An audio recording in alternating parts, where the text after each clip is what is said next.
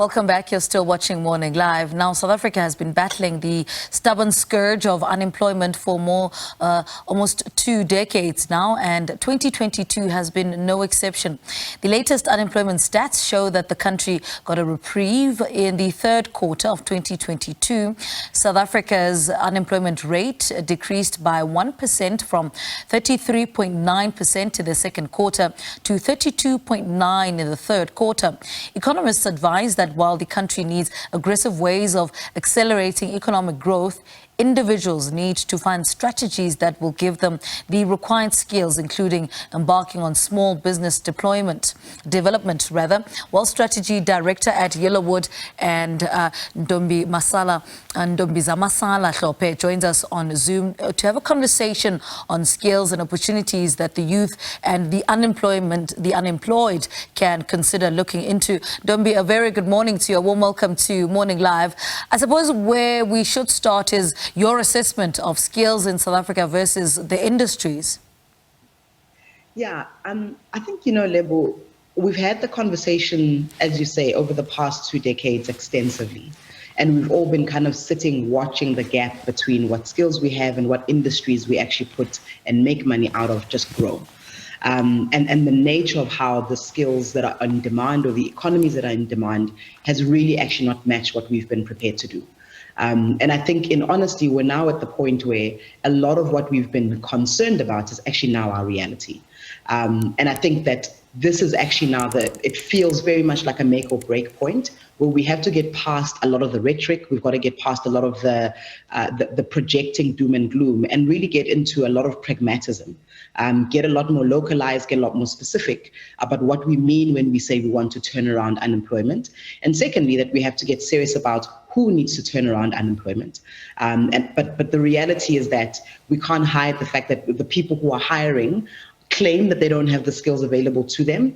But also the people who are looking are saying that they're struggling to find people to hire them. So we definitely have a gap. It's an undeniable one. Mm-hmm. And I want to touch on that. What sectors are those, that are viable for sustainable employment in South Africa today, realistically looking at the economy and what we're going through as a country? Yeah. So, South Africa, in reality, we've got industries that have been quite long-serving for us. So the mining industry remains a long-serving industry. And despite the fact that it's had significant job losses over the past few years, it does remain one of the biggest employers. Retail and FMCG also remain one of the really big employers in the country. But increasingly now, industries that have to do with technology are finding themselves desperately searching for talent, desperately searching for sustainable employees. And I think you're finding that in the rise of technology, and you're seeing that in financial services as well.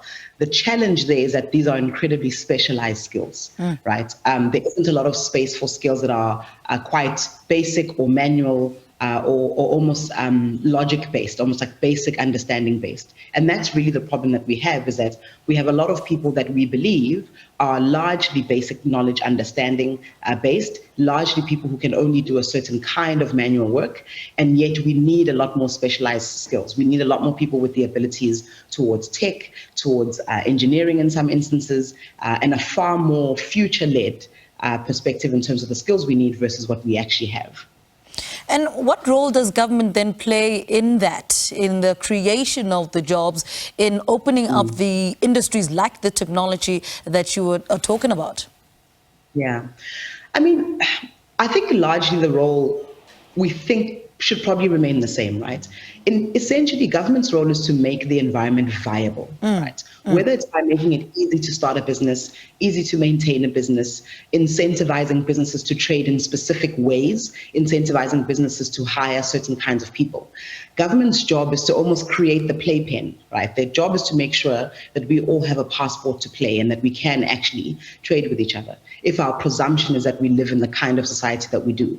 The challenge that we have is that we have a system that is supposedly a mix of socialism and capitalism in some ways, and yet we haven't found that bridge between how far does the government go and how much are they responsible for versus how far we go as a society. And so I think, firstly, if we take government as a player, because of course they play, they source services from us as private citizens, one of the issues that we have is that our government still chronically is one of the worst payers from a debt point of view, right? It still really does not pay people on time. And so you find the burden on businesses who actually access government as one of the most lucrative sources of revenue for them, struggling to actually get paid in terms of what that money looks like. Now, that in itself is a chronic failure in being able to sustain business environments. When people can't pay each other for services rendered, that simply doesn't make sense. When services rendered are being inflated above market prices, that doesn't make sense. So I think that that's firstly the role is for government to actually just clean up its act as a player. Right? If you look at what it takes for people to register businesses, the fact that the information about what it looks like to register a business, how actually easy it is versus how complicated people believe that it is, the simplicity of submitting taxes, the ease of being able to trade with each other, creating marketplaces where we can, that's something that our government needs to do significantly better. The last piece, I think, is about leading us in this idea of what technologies we want to deploy in this country. And that's probably the area where I think I would probably be most critical for any and all departments who are responsible for that industry and government interplay, is that inability to actually charter, here's what we think is possible, this is what we're going to invest in. And the reason why I'm so critical is because we talk a lot, for example, about Silicon Valley in the US. Silicon Valley was fundamentally at the beginning funded by the US government. They created it. They put the money into the technologies. They were the initial investors. The companies that we now see today as some of the most successful employers in the world were actually initially built by the US government. They invested in and then they withdrew themselves and let the kind of private practice take over. And I think that those are the questions we have to ask ourselves is, we know that there are pockets of funding established in technology. We know that there's an infinite number of initiatives that have been established. The question now is, why is there no visibility? Why is there no sufficient knowledge of what's available? And why is there no combined concerted effort from our government to ensure that it is clear that this is what we're investing in and this is where we're intending to build businesses of the future? Mm. And, as the year ends, some people are worried about how, 2023 will pan out for them, so it has become clear that it's going to be a long haul before the government gets the economy working. What can those looking for a job do in their capacity to take matters in their own hands? Yeah, it's always such a difficult thing to place that burden on an individual. And I fully respect the fact that I speak from a position of an immense amount of privilege, right? This is not necessarily a reality that I face. So I speak with a lot of due respect for what it feels like to be in this situation. But I do think if you take the principles of how people actually earn an income, right? You look for a problem. Any and all businesses today that exist, people find a way to earn an income. You look for what people don't have that you can meaningfully provide and that you can profitably provide. Marketing talks about the concept of marketing being the profitable fulfillment of unmet needs. And that's essentially what business is. So you look for a problem first. Are people struggling with something as basic as looking after their children? Are they struggling with getting their children to school? Are they struggling with making meals? We're incredibly busy these days. And so some of the most meaningful services we can offer each other is how do we make sure that we're fed at the end of the day? And that's why you see the food industry seldom suffers, regardless of how up or down we do. One of the examples that I always give to people is the fact that the hair industry never suffers. It's famously one of the most resistant to any kind of recession pressure because people always need to look impressive. They always need to look presentable. So it's really starting to go back to the basic first principles of how any economy is built, is what is it that people need around you and that you can provide. When I was speaking to someone earlier, I was giving the example of right now we're living in a crisis of load shedding. People are complaining all the time about the nature of their electrical devices in their homes and their appliances. Are you a handyman? Can you mechanically repair people's appliances? We should be seeing handyman adverts all over the country right now because that's actually one of the most immediate problems we have. People's machinery and their home appliances are breaking down. So I do really think that there is a lot that we can do within the individual, but there's a need for us to know how to turn that into an advantage.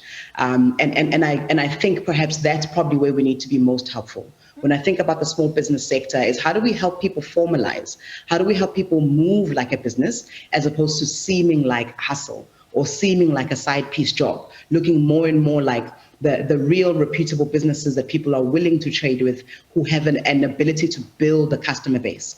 And I think that those basic principles can really help each individual at a basic level. And I think that that's probably got to have to be the biggest fight we all have to get into, is how do we make sure that we turn the however manual, however basic the skill that we have, something that someone else needs and that we can exchange for a valuable exchange, whether it's money or other services. But I suppose most people are not very clear of where to begin.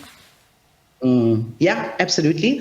So, you know, the simple kind of straightforward advice I would do is observe your people, right? So wake up in the morning, look at what people do, look at what they don't do. Watch them during the day, look at who's left at home and who isn't left at home. Listen to people. Often, one of the things that I lament the most about how many of us are increasingly getting into cars is how much time we miss out on knowing what life is like in a taxi. If you actually listen to the conversation in a taxi, you hear the problems that people have. You hear the complaints, because as human beings, we can't help ourselves but share our problems. And I think if you actually sat and you just listened to what problems are people listing, you'll hear working professionals complain about the fact that they're struggling to make sure that they actually have enough time to spend at home. Or that when they do get home, they've got so much to do between making sure that the kids are sorted, making sure that they are fed, they're struggling to even find so much as a minute of exercise. There's so many areas in townships where people actually aid each other. It seems like we do favors, but I think we have to get into the habit of paying for services. There are many people who actually help us to live our lives, and yet we actually don't pay for them. And I think that those are the kinds of things we need to do, is to start really at a very simple level of listen to the people around you, understand what it is that they need, and then see how do you actually make that a service that they would actually want. The second thing is, I think we ought to be more, I don't want to say proactive, but almost like deliberately wanting to offer a service, right? I almost wish that one of the things that we could build again in South Africans is that sense of self-confidence of actually asking someone for an opportunity to do something that you get paid for. And I see it whether it's in applicants for jobs or whether it's actually just in people approaching individuals. The idea of approaching someone with, here's an idea that I have, this is what I would like to do about it, this is how I would be paid for it. The idea of actually working to convince someone to pay you for a service, I think, is something that would be incredibly beneficial for us. And including, mind you, something as simple as earning tips as a waiter, right? We have that awkwardness and not have that ability to actually just have a conversation with each other about the nature of services that we've got to pay for and the nature of services that are free.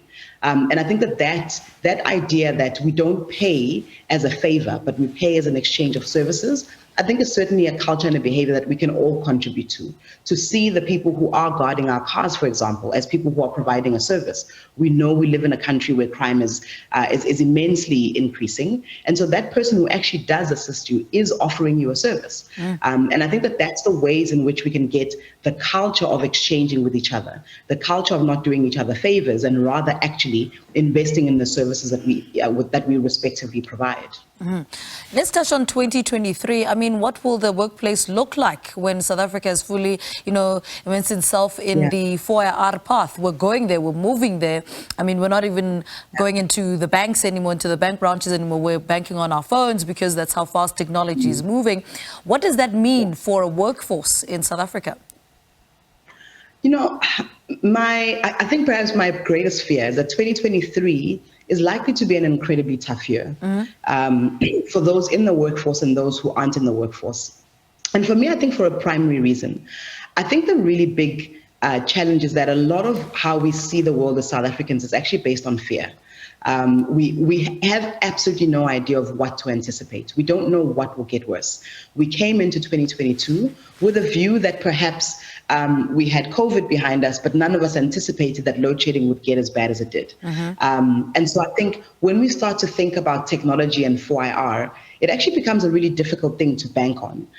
Just on a simple basis of you need electricity to be able to run major servers, right? If you just look at the effect that happens when load shedding is happening on something as straightforward as e-hailing, right? The telco towers go down. not able to provide networks. So e-hailing drivers aren't able to access their passengers, passengers aren't able to call e-hailing services. That and the combination of the petrol price actually meant that that industry that was growing, that was actually an option for people who had lost jobs during COVID, moving into the e-hailing service, were actually unable to reach each other. And so you have something that was provided as an alternative, as a technology alternative, now not being able to be fulfilled because the environment and the conditions simply did not allow for it. And I think that that's the kind of thing that is going to make 2023 very, very difficult, is not knowing the combination of challenges we're going to face. And I think that often when you know the combination of challenges, you can figure out the strategy to circumvent it.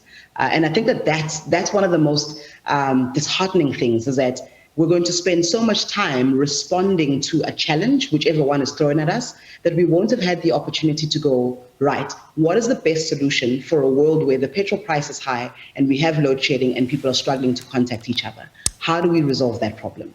How do we resolve a problem that works completely differently? And I think that that's going to be the biggest challenge, is having the capacity to figure out what is the right strategy. And because it takes so much time to figure out the problem, it takes you even longer to figure out the solution, which means the ideal solution we figure out by the time the year is over and we're all exhausted. And I think that that's really what we're going to have to work really hard on, is try and lift our heads whenever we do encounter a problem and really view it on top of the problems we have. Let's not do this thing of separating issues anymore, because we discuss load shedding separately to the petrol price separately to COVID separately to unemployment, and we don't view them together. The more I think we, as a society, we view our problems together and we look at how they overlap and they impact each other, I think the more likely we're going to get on the front end of the kinds of problems we're likely to expect, and we can start to talk about ways to improve. All right. Thank you so much, Ntombizamasala. Unfortunately, we've run out of time. Thank you so much for talking to us. She's Strategy Director at Yellowwood, discussing employment opportunities for the unemployed to consider while the country's economic outlook is yet to get better. Bleak 2023 for the unemployed.